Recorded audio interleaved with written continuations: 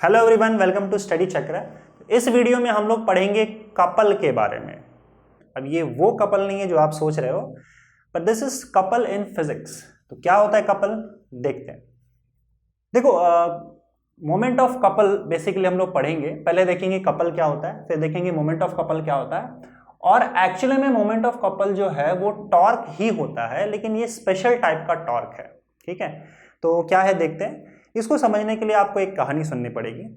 हुआ क्या, कुछ टाइम पहले कि मेरी एक फ्रेंड थी, उसके साथ मेरा झगड़ा हो गया। तो मैं उसके घर पे चला गया उसको मनाने के लिए। अब वो मान नहीं रही थी, तो फाइनली उसने ये बोला कि मैं सिर्फ एक ही शर्त पर मानूंगी कि अगर तुम मुझे फिजिक्स पढ़ाओगे जैसे तुम बच्चों के पढ़ाते हो। मैंने बोला ठीक है भाई, क्या पढ़ाना है बताओ। तो मैं उसे पढ़ाने लगा इक्विलिब्रियम ऑफ फोर्सेस। ये आप भी जानते होंगे। तो मैंने उसको क्या बोला कि देखो, अगर किसी बॉडी पे आप इक्वल एंड ऑपोजिट फोर्स लगाओ, जैसे एक ही बॉडी है, इस पर मैं इस तरफ से 5 न्यूटन का फोर्स लगाऊं, या इसके बाद इस तरफ से 5 न्यूटन का फोर्स एक साथ लगाता हूं, तो ये दोनों फोर्सेस एक दूसरे को कैंसल आउट कर देंगे because they are equal and opposite. तो मैं ये मान सकता हूं कि इस बॉडी पे टोटल फोर्स जो है वो जीरो हो गया है। Equal and opposite forces cancel कर रहे हैं, तो टोटल फोर्स जीरो हो गया, तो बॉडी मूव नहीं करेगा, there will be no motion. अगर ये बॉडी शुरू में रेस्ट पे है तो मैंने इतनी सिंपल सी बात बोली। अब उसने इस बात को पकड़ ली कि भाई टोटल फोर्स जीरो होने से क्या होगा, अगर बॉडी रेस्ट पे है तो उसमें मोशन नहीं होगा, राइट। और इक्वल एंड ऑपोजिट डायरेक्शन में अगर फोर्सेस हों then they will cancel out each other. तो इतनी सी बात सुनकर वो क्या गई, अंदर किचन चली गई, किचन में, और किचन से एक बड़ा सा डंडा लेकर आई। ठीक है, इस डंडे को नीचे रखा और उसके बाद उसने क्या किया, इक्वल एंड ऑपोजिट फोर्सेस उसने लगाया। एक फोर्स यहां पे लगाया, मान लो 10 न्यूटन का फोर्स, और एक 10 न्यूटन का फोर्स यहां पे लगाया। ठीक है, फोर्सेस कैंसल हो जाने चाहिए, बॉडी घूमने लगा। अब उसे ये लग रहा था कि मैंने जो यहां पे पढ़ाया वो गलत पढ़ाया। अगर equal and opposite forces cancel करेंगे यहां पे, तो कैंसल करने के बाद टोटल फोर्स क्या होना चाहिए, इस पर जीरो होना चाहिए, बॉडी में मोशन नहीं होना चाहिए। लेकिन यहां पे उसको बॉडी घूमता हुआ नजर आ रहा था। अब एक बात यहां पे ध्यान देने की ये थी जो वो नहीं दे पाई, कि फोर्स जो है, देखो दो टाइप का मोशन होता है, ये ऑलरेडी हम लोग ने डिस्कस किया हुआ था। तो मैं ये वाले एग्जाम्पल में जो बात कर रहा था, it was only for translation motion. ठीक है, दो टाइप का मोशन होता है, ट्रांसलेशन मोशन और रोटेशनल मोशन। तो अगर कोई बॉडी रेस्ट पे है और उसे मोशन में लाना है, ठीक है, तो ये दो तरीके का मोशन हो सकता है। या तो आप ट्रांसलेशन मोशन में लाओ इसे, या फिर रोटेशनल मोशन में ये रोटेट हो, या फिर ट्रांसलेशनल और रोटेशनल मोशन दोनों हो सकता है। अगर ये बॉडी फ्री है तो, मैंने अगर इसको फिक्स नहीं किया हुआ है, तो दोनों मोशन हो सकता है। अब ट्रांसलेशन मोशन में अगर बॉडी को लाना है तो बॉडी पे क्या लगना चाहिए, एक टोटल फोर्स लगना चाहिए। ये फोर्स इसे ट्रांसलेशन मोशन प्रोवाइड करेगा। लेकिन अगर इस बॉडी को हमको रोटेट करना है, then I have to exert torque on it. ये सब हम लोग को पता है ये बात। रोटेशनल मोशन के लिए जो जिम्मेदार होता है वो फोर्स जिम्मेदार नहीं होता, बल्कि टॉर्क जिम्मेदार होता है, और टॉर्क के बारे में हम ऑलरेडी पढ़ चुके हैं। तो पहली चीज तो ये कि अगर बॉडी पे टोटल फोर्स जीरो हो जाए तो बॉडी ट्रांसलेशनल मोशन में नहीं आएगा, जिस पॉइंट पे है उसी पॉइंट पे ही रहेगा वो। ठीक है, मैं ये मान के चल रहा हूं कि बॉडी शुरू में रेस्ट पे था। अगर बॉडी पर टोटल टॉर्क जीरो हो जाए तो बॉडी घूमेगा नहीं। समझ में आ रहा है? लेकिन ये चीज थोड़ा ध्यान देना कि ऐसा नहीं है कि अगर बॉडी पे टोटल फोर्स जीरो हो जाए तो टोटल टॉर्क भी जीरो हो। ऐसा कोई गारंटी की बात नहीं है। या फिर अगर टोटल टॉर्क जीरो है तो टोटल फोर्स भी जीरो हो जाएगा। समझ में आ रहा है? ऐसा हो सकता है कि बॉडी पे टोटल फोर्स जीरो हो लेकिन टॉर्क जीरो ना हो। ऐसे केस में बॉडी ट्रांसलेशन मोशन परफॉर्म नहीं करेगा क्योंकि टोटल फोर्स जीरो है इसके ऊपर। लेकिन क्योंकि टोटल टॉर्क जीरो नहीं है, बॉडी पे कुछ ना कुछ टॉर्क लग रहा है, तो बॉडी घूमेगी जरूर अपने जगह पे। वो भले ही ट्रांसलेशन मोशन परफॉर्म नहीं करेगी, एक ही पॉइंट पे रहेगी, पर क्योंकि टोटल टॉर्क जीरो नहीं है तो उसी पॉइंट पे घूमेगी वो। समझ में आ रहा है बात? और यही सेम केस हुआ था जो वो डंडा लेकर आई थी। उस डंडे के केस में हुआ क्या, थोड़ा ध्यान से देखो। Equal and opposite amount of force लगा। एक फोर्स यहां पे लगाया और सेम फोर्स यहां पे लगाया, दो अलग अलग पोजीशंस पे किसी बॉडी पे। अब हुआ क्या, क्योंकि ये इक्वल एंड ऑपोजिट फोर्सेस हैं, दो फोर्सेस जिसका मैग्नीट्यूड इक्वल हो और दोनों ऑपोजिट डायरेक्शन में है, तो ये दोनों एक दूसरे को कैंसिल कर देंगे। अगर वेक्टर सम के हिसाब से देखें, क्योंकि दोनों वेक्टर क्वांटिटी है, आप टोटल फोर्स ऐड करोगे तो जीरो हो जाएगा क्योंकि ऑपोजिट डायरेक्शन में है। So total force is zero, मैं मानता हूं। तो बॉडी पे अगर टोटल फोर्स जीरो लग रहा है तो बॉडी ट्रांसलेशन मोशन परफॉर्म नहीं करेगी, वो वैसे भी नहीं कर रही है, जगह पे है ना, फिक्स है। ये ट्रांसलेशन ना ऊपर जा रही है, ना नीचे जा रही है, ना आगे पीछे, कहीं भी ये नहीं जा रही है। लेकिन इन फोर्सेस के वजह से टोटल टॉर्क जीरो नहीं हो रहा है, इसके वजह से कुछ ना कुछ टॉर्क लग रहा है, समझ में आ रहा है, और वो टॉर्क इसको घुमा रहा है। तो यहां पे सिर्फ और सिर्फ रोटेशनल मोशन ही परफॉर्म हो रहा है, वो टॉर्क की वजह से। क्लियर है? ट्रांसलेशन मोशन नहीं है because total force is zero. अब सुनो, अगर किसी बॉडी पे इक्वल और ऑपोजिट डायरेक्शन में दो अलग अलग पॉइंट पे आप फोर्स लगाते हो, तो ये जो आपका फोर्स का सिस्टम बनता है या कॉम्बिनेशन बनता है, इसी को हम लोग कपल बोलते हैं। मतलब कपल में दो होता है ना, तो अगर किसी बॉडी पे, ये फोर्सेस का कपल है, अगर किसी बॉडी पे दो फोर्सेस लग रहे हैं, दोनों का वैल्यू सेम है, जैसे यहाँ 5 न्यूटन, ये भी 5 न्यूटन, और दोनों बॉडी के अलग अलग पॉइंट पे लग रहे हो, तो इससे क्या होगा, ये जो फोर्सेस का कॉम्बिनेशन है इसको हम लोग कपल बोलते हैं। मैं बोलता हूं कि बॉडी पे कपल एक्ट हो रहा है, ठीक है। इस कपल के वजह से एक टॉर्क जनरेट हो रहा है जो बॉडी को घुमाता है, ठीक है। इस टॉर्क को ही हम लोग क्या बोलते हैं, moment of couple. Moment of couple एक ऐसा टॉर्क है जो बॉडी पे लगता है because of couple, because of these equal and opposite forces. समझ में आ रहा है? तो एक चीज आपको तो ध्यान में यहां पे रखना होगा कि अगर बॉडी पे जो टॉर्क लग रहा है, अगर वो कपल की वजह से है, यानी कि बॉडी पे मोमेंट ऑफ कपल अगर लगे, तो बॉडी सिर्फ और सिर्फ ट्रांसलेशन मोशन परफॉर्म कर सकती है, even if it is free. मैंने स्टार्टिंग के लेक्चर्स में बताया था आपको कि अगर एक बॉडी फ्री है, अगर हमने कहीं इसको फिक्स नहीं कर रखा है और इस पर मैं फोर्स लगाऊं, तो क्या होगा, बॉडी रोटेशन मोशन भी परफॉर्म करेगी और साथ साथ ट्रांसलेशन मोशन भी, क्योंकि वो आगे भी जा सकता है, आपने इसको कहीं फिक्स नहीं किया हुआ है, राइट। लेकिन अगर बॉडी फिक्स ना भी हो, पर मैं इस पर दो फोर्सेस ऐसे लगा रहा हूं, इक्वल एंड ऑपोजिट, तो बॉडी सिर्फ और सिर्फ रोटेशन मोशन ही परफॉर्म करती है, ट्रांसलेशन मोशन परफॉर्म नहीं करती है, even if it is free, मैंने इसको फिक्स ना किया हो तो ये इस टॉर्क या कपल की खासियत है, ठीक है, क्योंकि टोटल फोर्स जीरो हो जा रहा है इसीलिए। दूसरी चीज ये कि ये जो टॉर्क है, एक और चीज यहां पे देखना पड़ेगा, हम टॉर्क जो है वो कैलकुलेट कैसे करते हैं, about a fix point, about an axis. अगर ये रिजिड बॉडी है तो हम क्या करेंगे, अबाउट एन एक्सिस कैलकुलेट करेंगे। तो मैंने आपको बताया था कि जब मैंने बॉडी को फिक्स किया हुआ था, जैसे मान लो इस बॉडी को इस पॉइंट पे फिक्स किया हुआ है, ठीक है, और अगर यहां पे तुम फोर्स लगाते हो तो एक्सिस ऑफ रोटेशन यहां से पास होगा, बॉडी ऐसे घूमेगा, तो कुछ ना कुछ टॉर्क आएगा।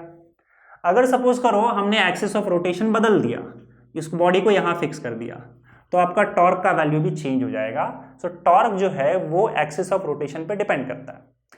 लेकिन कपल के केस में अगर तुम टॉर्क कैलकुलेट करते हो, इस टॉर्क का नाम हमने क्या दे रखा है, मोमेंट ऑफ कपल। तो ये टॉर्क तुम कहीं से भी कैलकुलेट कर लो, मोमेंट ऑफ कपल, मतलब ये कि यहां पे हम लोग कोई भी एक्सिस ऑफ रोटेशन इमेजिन करें, चाहे एक्सिस ऑफ रोटेशन यहां इमेजिन करें, चाहे यहां इमेजिन करें, या यहां इमेजिन करें, या यहां इमेजिन करें, फर्क नहीं पड़ता है, आपका टॉर्क का वैल्यू सेम आएगा, ठीक है। ये चेक कर लेते कैसे।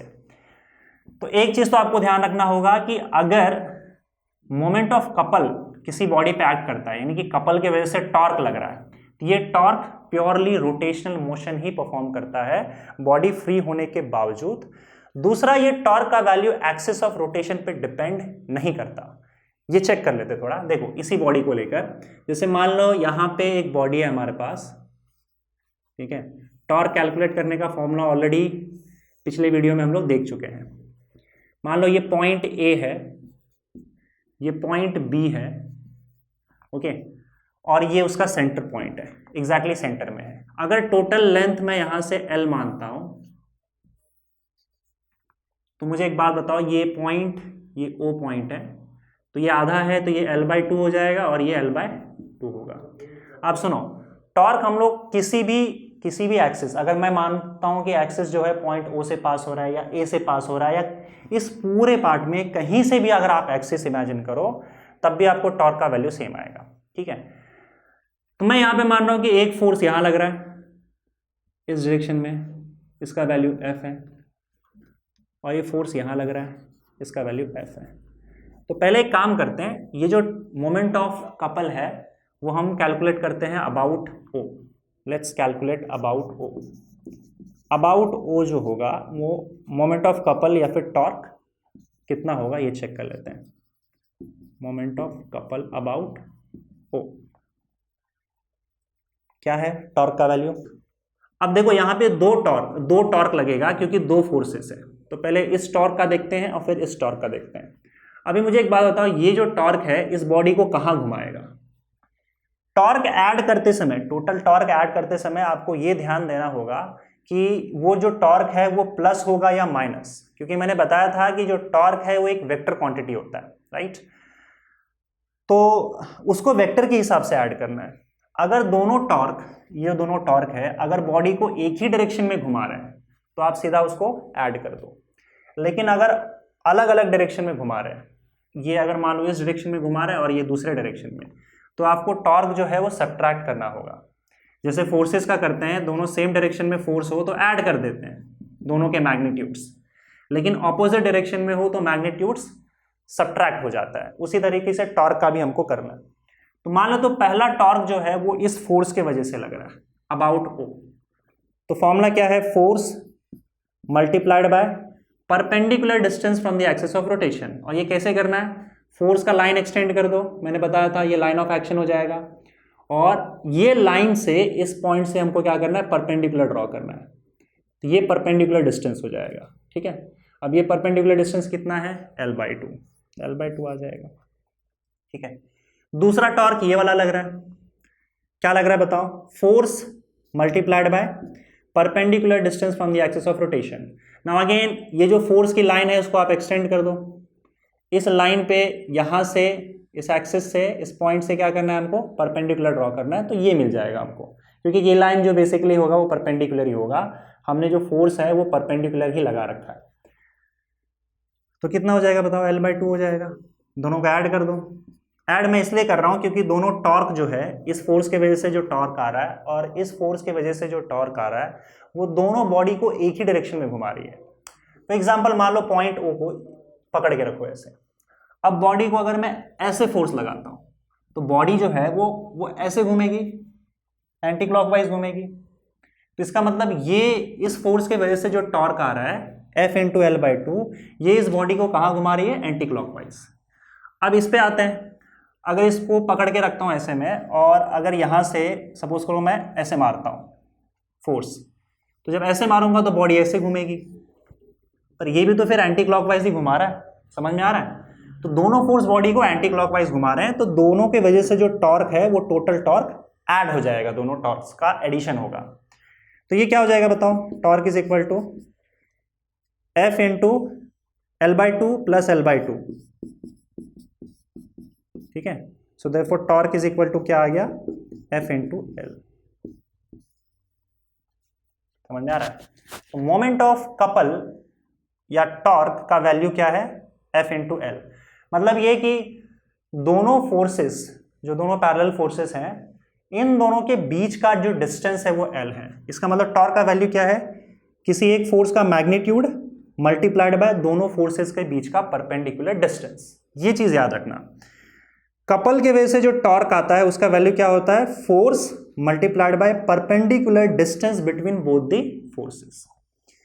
ये कैसे निकाला हम लोग ने एक्सिस ऑफ रोटेशन अज्यूम किया कि सेंटर पे है, O पे, और ये वैल्यू आ गया।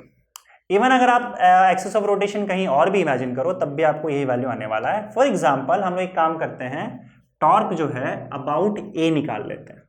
ठीक है, let's calculate torque about A।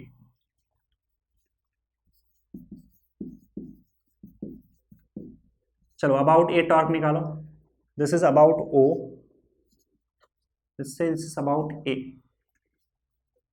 अब A पे रहते, A को फोकस में रखो।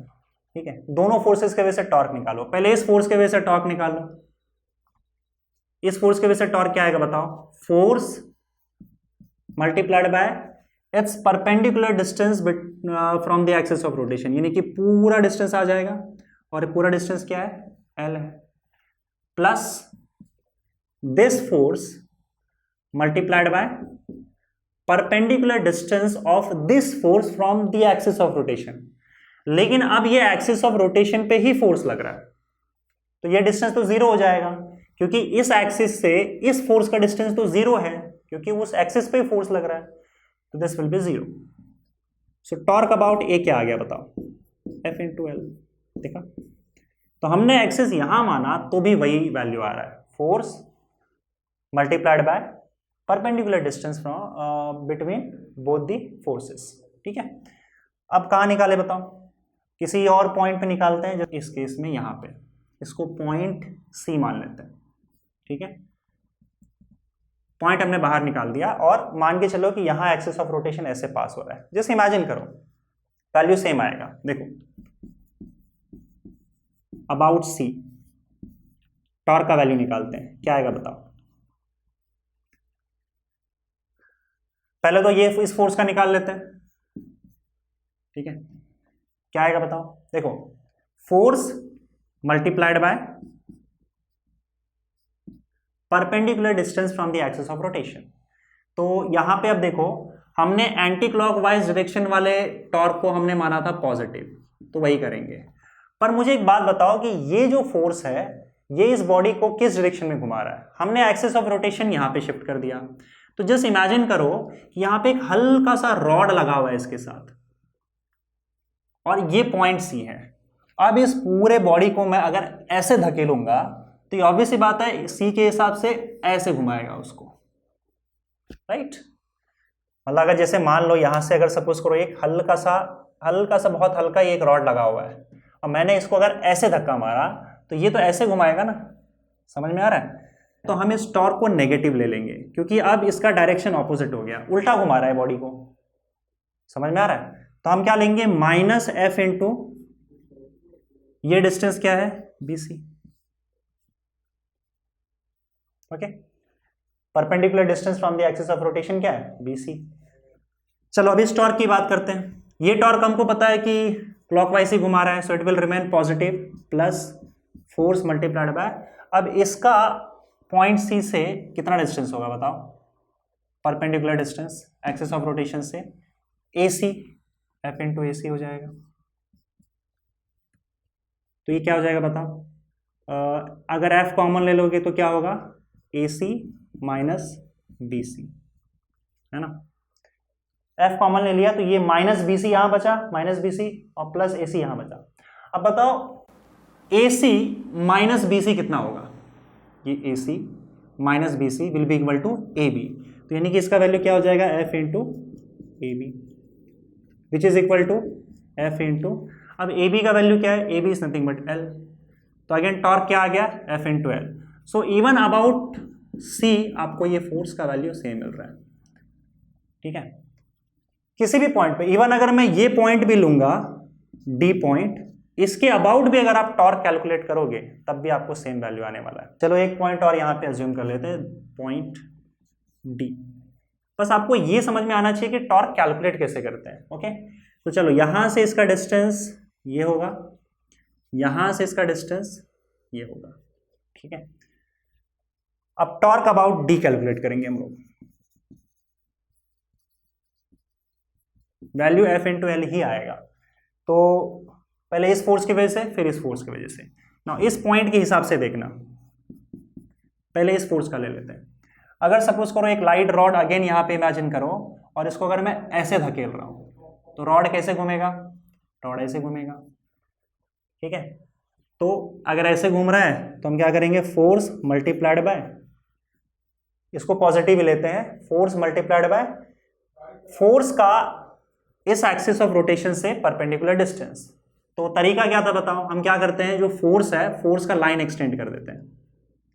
ठीक है, जिसको line of action of force बोलते हैं। और उसके बाद क्या करना है, ये जो पॉइंट है जहां से एक्सिस पास हो रहा है, यहां से एक्सिस से इसका परपेंडिकुलर डिस्टेंस, मतलब हम लोग ये कैलकुलेट कर रहे हैं, तो एक्स मान लेते हैं। चलो ठीक है, परपेंडिकुलर डिस्टेंस x हो गया, तो ये F इंटू एक्स हो जाएगा, राइट।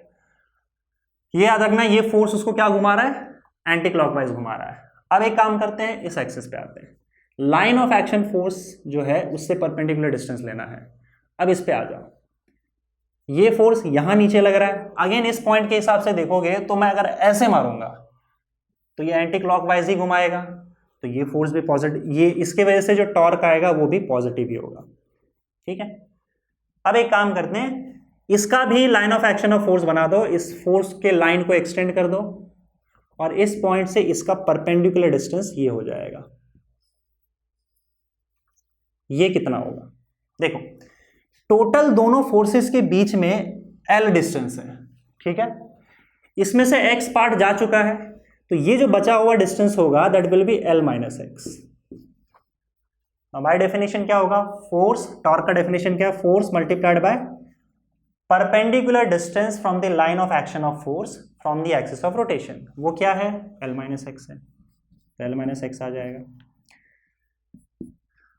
दोनों टॉर्क मैंने पॉजिटिव इसलिए लिया है क्योंकि दोनों टॉर्क क्या कर रहा है, बॉडी को एंटी क्लॉकवाइज डायरेक्शन में ही घुमा रहा है, ठीक है। तो फोर्स F अगर कॉमन ले लोगे तो यहां बचेगा x, यहां बचेगा L minus x, x x cancel हो जाएगा, अगेन F इंटू L आ गया। तो इवन अबाउट D टॉर्क से मारा है, तो इसका मतलब अगर मैं अबाउट A कैलकुलेट करूं, मतलब ये मान के चलो कि एक्सिस A से पास हो रहा है या O से पास हो रहा है या C से पास हो रहा है या D से पास हो रहा है, कहीं से भी एक्सिस पास हो रहा हो, कहीं से भी आप इमेजिन करो कि एक्सिस ऑफ रोटेशन पास हो रहा है, अगर आप टॉर्क कैलकुलेट करोगे इस कपल के वजह से तो वैल्यू सेम ही आएगा। अब वो क्या है, force multiplied by perpendicular distance between both the forces, simple है, ठीक है। ये टॉर्क या ये जो मोमेंट ऑफ कपल है वो हम कई बार कई जगह पे एग्जर्ट करते हैं। जैसे आपको पता है, अगर मान लो नल खोलना हो तो नल को हम ऐसे घुमाते हैं, तो होता क्या है, इसमें भी इक्वल एंड ऑपोजिट फोर्सेस लगाते हैं दो एंड पॉइंट्स पे, तो टॉर्क जनरेट हो जाता है। इसी फॉर्मूले से F इंटू एल जो है इतना टॉर्क जनरेट हो जाता है और वो टॉर्क उसको घुमा देता है। इवन अगर कोई जार होगा, बर्तन होता है जिसमें मसाला वगैरह रखते हैं घर में, किचन में मम्मी, तो जब उसके ढक्कन को भी हम खोलते हैं तो वहां पे भी टॉर्क एक्सर्ट करते हैं, दो एंड्स पे इक्वल एंड ऑपोजिट फोर्सेस। या अगर कोई कार ड्राइव कर रहा है तो कार ड्राइव करने के केस में भी जो स्टीयरिंग होता है, स्टीयरिंग को हम ऐसे घुमाते हैं, ऐसे घुमाते हैं, तो एक्चुअली कर क्या रहे होते हैं कि इस पॉइंट पे फोर्स इस डायरेक्शन में और ऑपोजिट डायरेक्शन में इस पॉइंट पे फोर्स हम ऐसे लगाते हैं। तो ये equal and opposite forces couple का काम करता है और ये मोमेंट ऑफ कपल उस स्टीयरिंग व्हील पे जनरेट हो जाता है जिसके वजह से वो घूमता है। समझ में आ रहा है? तो ऐसे जो कपल के वजह से टॉर्क है वो हम डेली लाइफ में कई जगह पे यूज भी करते हैं इन सारे सिचुएशंस में। समझ में आ रहा है? तो कुछ मैंने बताया, दो चीजें यहाँ पे इंपॉर्टेंट है जो आपको याद रखना है, वो ये कि ये एक ऐसा स्पेशल टाइप ऑफ टॉर्क है, मोमेंट ऑफ कपल जो है वो एक स्पेशल टाइप ऑफ टॉर्क है। अगर इस टॉर्क को आप एक फ्री बॉडी पे भी, बॉडी फिक्स नहीं किया है, इस फ्री बॉडी पे भी एक्सर्ट करोगे तो क्या होगा, प्योरली रोटेशनल मोशन ही परफॉर्म होगा, no translation motion, body free है तब भी। और दूसरी बात ये कि ये जो टॉर्क है कपल की वजह से, जिसको हमने मोमेंट ऑफ कपल बोला है, ये एक्सिस ऑफ रोटेशन पे डिपेंड नहीं करता है। आप एक्सिस ऑफ रोटेशन कहीं भी इमेजिन कर लो, आपको वैल्यू सेम आएगा। समझ में आया? तो होपफुली आपको ये मोमेंट ऑफ कपल का चक्कर यहाँ पे समझ में आया होगा। मिलते हैं नेक्स्ट वीडियो में, ठीक है? Thank you.